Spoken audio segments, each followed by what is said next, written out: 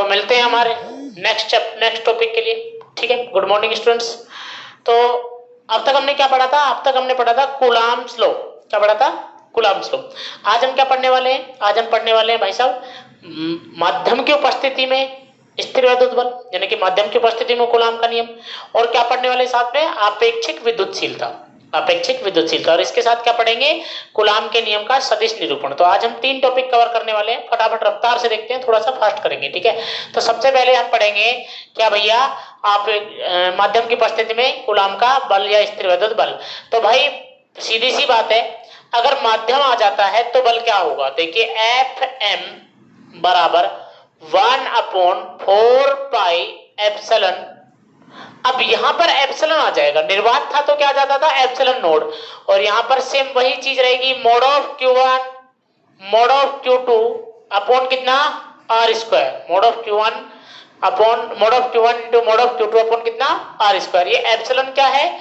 इसको बोलते हैं निरपेक्ष, माध्यम की निरपेक्ष विद्युतशीलता। क्या बोलते हैं? माध्यम की निरपेक्ष विद्युतशीलता। विद्युतशीलता, ठीक है भाई, बहुत बढ़िया। तो अब अगर माध्यम की उपस्थिति है तो इस तरह के बल आ जाएगा। अब हमारा अगला जो टॉपिक है, निर्वात में क्या था याद है? 1/4 पाई एप्सिलॉन। अब अलग अलग माध्यम के लिए विद्युतशीलता का मान भी क्या होता है? अलग अलग। अब हम क्या पढ़ने वाले हैं? अब हम पढ़ने वाले हैं भैया आपेक्षिक विद्युतशीलता या फिर पैरावैद्युतांक।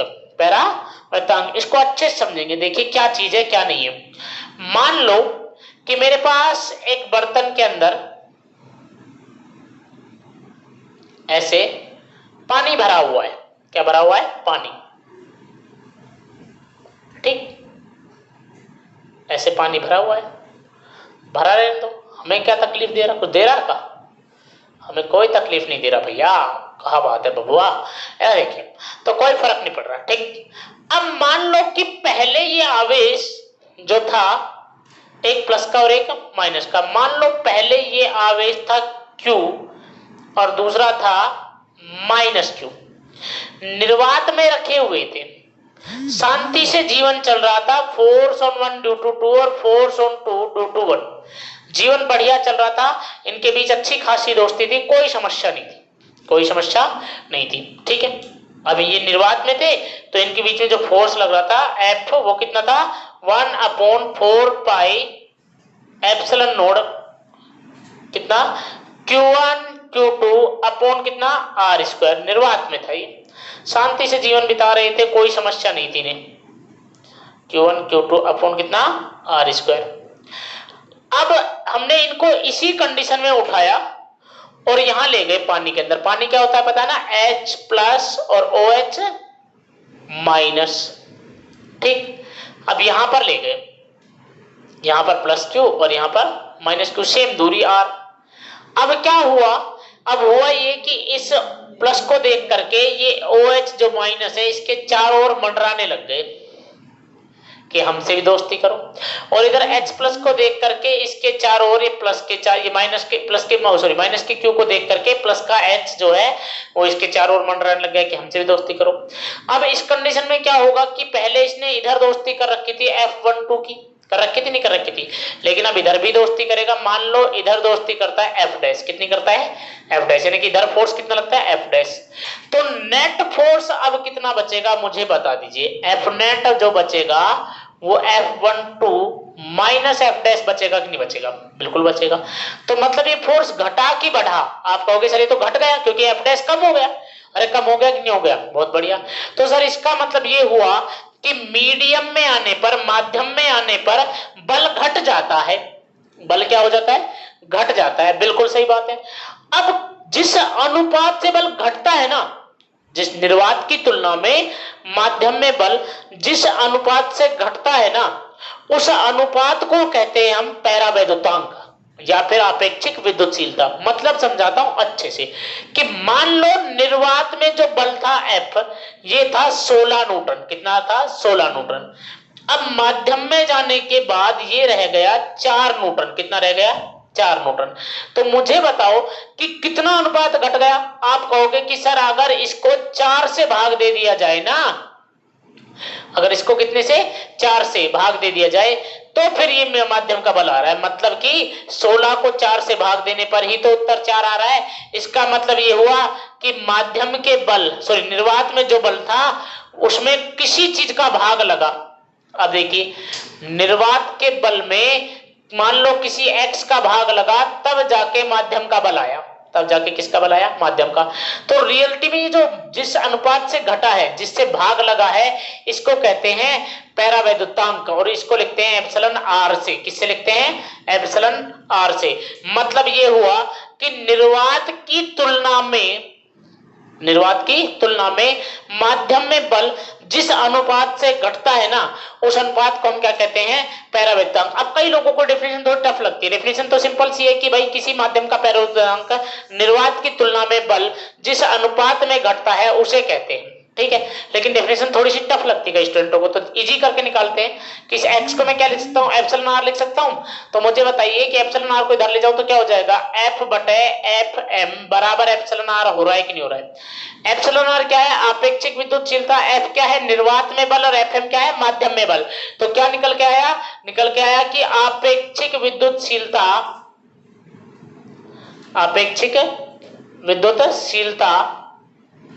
क्या है भाई? निर्वात में बल है और उसमें किसमें? माध्यम में बल है। माध्यम में बल मतलब क्या डेफिनेशन निकल के आई कि किसी माध्यम की आपेक्षिक विद्युतशीलता दो आवेशों के मध्य निर्वात में लगने वाले बल व माध्यम में लगने वाले बल के अनुपात के बराबर होती है। डेफिनेशन समझ में आएगी नहीं? दोबारा सुन फिर से। किसी माध्यम की आपेक्षिक विद्युतशीलता निर्वात में लगने वाले बल वह माध्यम में लगने वाले बल के अनुपात के बराबर होती है। जब दो आवेश माध्यम में निर्वात में रखे हो और फिर माध्यम में रखे हो, उनका बल का अनुपात निकालो, किसके बराबर होगा? आपेक्षिक विद्युतशीलता के बराबर होगा। बोलो बात समझ में आएगी नहीं? फिर से बोल रहा हूं, ऊपर डेफिनेशन को फिर से सुनेंगे कि किसी माध्यम की आपेक्षिक विद्युतशीलता दो आवेशों के मध्य निर्वात में लगने वाले स्थिर वैद्युत बल और माध्यम में लगने वाले स्थिर वैद्युत बल के अनुपात के बराबर होती है। तो डेफिनेशन हमारी पहली वो क्लियर हुई, पहली डेफिनेशन हमने निकाल दी। अब इसका मैं एक और मेथड बता रहा हूं, ध्यान से सुनेंगे। एक और मेथड बता रहा हूं, देखिए कितना होता है। एक और चीज बताता हूं, ध्यान सुनिए। अब अगर इसकी डेफिनेशन दूसरी देता हूं मैं, बहुत अच्छे से याद रखेंगे आप, ध्यान से कि निर्वात का बल ऊपर और माध्यम का बल नीचे। ये कंफ्यूजन होता है, माध्यम का ऊपर कर देते हो, ध्यान रखेंगे निर्वात का ऊपर और माध्यम का नीचे। ठीक है, तो भाई अब देखिए भाई इसका मतलब एप्सिलॉन आर निकल के आया था sir F upon F M. F upon F M, F को क्या लिख सकते हैं सर? लिख सकते हैं 1/4 pi epsilon nought Q1 Q2 upon r square, और एफ एम को लिख सकते हैं 1/4 pi epsilon Q1 Q2 upon कितना? Are square. तो सर ऐसा है कि एप्सिलॉन आर बराबर हो जाएगा एफ अपॉन एफ एम। मतलब ये कि 1/4 pi epsilon nought Q1 Q2 upon कितना? Are square divided by 1/4 pi epsilon Q1 Q2 upon कितना? Are square. Q1 Q2 upon r square से Q1 Q2 upon r square cancel हो गया, 1/4 पाई से 1/4 pi cancel हो गया। तो एप्सिलॉन आर बराबर ऊपर कितना बच गया? 1 अपॉन एप्सिलॉन नोड, और नीचे कितना बच गया? 1 अपॉन एप्सिलॉन। ऊपर जाएगा तो क्या हो जाएगा? एप्सिलॉन आर बराबर epsilon by epsilon naught. Epsilon क्या होता था? माध्यम की निरपेक्ष विद्युतशीलता, और एप्सिलॉन नोड क्या होती थी? निर्वात की निरपेक्ष विद्युतशीलता। तो भाई क्या हुआ? आया कि माध्यम की आपेक्षिक विद्युतशीलता, यह एप्सिलॉन आर क्या है? माध्यम की आपेक्षिक विद्युतशीलता। माध्यम की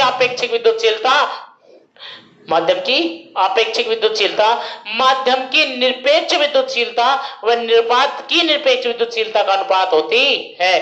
डेफिनेशन को फिर से सुनेंगे अच्छे से कि किसी माध्यम का पैरावैद्युतांक, माध्यम की निरपेक्ष विद्युतशीलता व निर्वात की निरपेक्ष विद्युतशीलता का अनुपात होता है। याद रखेंगे इस डेफिनेशन में माध्यम ऊपर और निर्वात नीचे, और उसमें क्या था? निर्वात नीचे और उसमें क्या था? माध्यम नीचे और निर्वात ऊपर होता था बल में। ठीक है, तो ये बहुत काम की चीज निकल के आई, ये अपने आप में वीआईपी एग्जाम में बहुत काम आती है। तो देखिए एप्सिलॉन आर बराबर लिखा जा रहा है एप्सिलॉन बाई एप्सिलॉन नोड, तो एप्सिलॉन बराबर क्या लिखा गया, एप्सिलॉन नोड एप्सिलॉन आर। अब मैं चाहूं तो माध्यम का बल भी निकाल सकता हूं, माध्यम का बल ये था ना, अरे ये था ना, तो देख तू क्या निकल के आया, गौर से देख, एफ एम बराबर 1/4 पाई, जहां एप्सिलॉन लिखता था वहां क्या लिख सकता है, epsilon naught epsilon R Q1 Q2 upon कितना आर स्क्वायर। डेफिनेशन याद रखना, पहली वाली डेफिनेशन क्या थी कि भाई किसी माध्यम का पैरावृत्तांक, किसी माध्यम का पैरावृत्तांक निर्वात में लगने वाले स्थिर विद्युत बल और माध्यम में लगने वाले स्थिर विद्युत बल का अनुपात होता है। जबकि इसमें बात करें आपेक्षिक विद्युतशीलता की टर्म में तो क्या होगा कि किसी माध्यम का पैरावृत्तांक, किसी माध्यम का पैरावृत्तांक माध्यम की निरपेक्ष विद्युतशीलता और निर्वात की निरपेक्ष विद्युतशीलता का अनुपात होता है। बोलो क्लियर है? चलिए अब आगे देखिए इसी में, अब इसकी वैल्यू किस किस चीज के लिए कितनी कितनी होती है, तो देखिए मैं आपको बात बताता हूं, ये डिपेंड करती है कि मुक्त आयन कितने हैं या मुक्त इलेक्ट्रॉन कितने हैं, मुक्त आयन कितने हैं या फिर मुक्त इलेक्ट्रॉन कितने हैं, किसी पदार्थ के पास, किसी माध्यम के पास कितने मुक्त इलेक्ट्रॉन है। जैसे कि मैं बात करूं चालक की, तो देखिए चालक के पास सारे इलेक्ट्रॉन फ्री होते हैं कि नहीं होते हैं, अनंत इलेक्ट्रॉन होते हैं, कितने होते हैं, अनंत। अब अनंत इलेक्ट्रॉन होते हैं तो भाई लॉजिकली बात है इसका पैरावृत्तांक भी कितना होगा, अनंत, तो इसका पैरावृत्तांक कितना होता है, अनंत, चालक का पैरावृत्तांक अनंत। अगर बात करूं कुचालक की, तो अगर बात करूं कुचालक की, तो भाई कुचालक का पैरावृत्तांक कितना होता है, भाई कुचालक का सुन ध्यान से, क्या कुचालक के पास सारे इलेक्ट्रॉन फ्री होते हैं, नहीं, क्या 0 इलेक्ट्रॉन फ्री होते हैं, सब नहीं होता सर, कोई भी पदार्थ पूर्णतः कुचालक तो है ही नहीं, तो भाई कुछ तो इलेक्ट्रॉन फ्री होंगे, इसका मतलब इसका पैरावृत्तांक क्या होगा, अनंत तो नहीं हो सकता, तो अनंत से तो कम होगा, क्या 0 हो सकता है, नहीं सर 0 नहीं हो सकता, 1-2 तो इलेक्ट्रॉन फ्री होंगे ही, तो फिर क्या हुआ, तो इसका पैरावृत्तांक हुआ 0 से तो बड़ा और अनंत से क्या, छोटा। अब यही एक बार एक बोर्ड ने क्वेश्चन पूछ लिया कि कॉपर का पैरावृत्तांक, कॉपर धातु का पैरावृत्तांक कितना होता है, स्टूडेंट गलत करे, अरे कॉपर कुछ चालक ही तो है, कॉपर क्या है, चालक, तो इसका पैरावृत्तांक कितना है, अनंत है, कितना है, अनंत। बोलो क्लियर है? तो यहां तक चीजें आपको समझ में आई है, ठीक है। इसके बाद अब क्या पढ़ते हैं, कूलाम नियम का सदिश रूप, बहुत आराम से आपको समझाया, सब कुछ क्लियरली समझ में आना चाहिए, ठीक है, ठीक है। तो आप पढ़ते हैं कूलाम नियम का सदिश रूप, ठीक है। तो देखिए अब हम पढ़ रहे हैं कूलाम नियम का सदिश रूप, कूलाम नियम का सदिश रूप। तो देखिए हमने क्या कहा कि हमने एक निर्देश तंत्र मान लिया XYZ प्लेन का, ठीक है। अब इसमें क्या है, इसके मूल बिंदु से R1 स्थिति पर एक आवेश रखा है Q1 और R2 वेक्टर स्थिति पर दूसरा चार्ज रखा है Q2। अब Q1 और Q2 पर क्या लगेंगे, बल लगेंगे, Q1 और Q2 पर क्या लगेंगे, बल। तो पहले Q1 पर बल लगा F12 वेक्टर और Q2 पर बल कितना लगा, F2 वेक्टर, F2 वेक्टर, ये क्या है, ये होता है F12 वेक्टर, यानी कि आवेश Q1 पर Q2 के कारण बल, और F21 वेक्टर मतलब Q2 पर Q1 के कारण बल, Q2 पर Q1 के कारण बल। इसी तरह से अब याद करो सदिश को कैसे लिखते थे, ऐसे एरो यानी कि तीर के निशान से लिखते थे कि नहीं लिखते थे, जहां से शुरू होता था वो पूंछ कहलाता था और जहां पर जाता था वो क्या कहलाता था, सिर कहलाता था, और ये दूरी क्या कहलाती थी, परिमाण, क्या कहलाती थी, परिमाण। तो भाई ये हो गया, यहां से चला और यहां आ रहा हूं।